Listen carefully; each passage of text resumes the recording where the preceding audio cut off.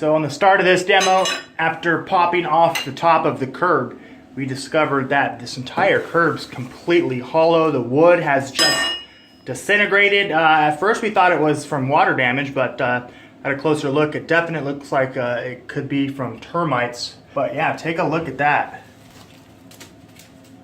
Completely hollow curb. Have some evidence there of termites. But I don't know, I've never seen something like that before. As you can see, it's pretty deep. Hollow. I don't know, tell me what you guys think this was caused from.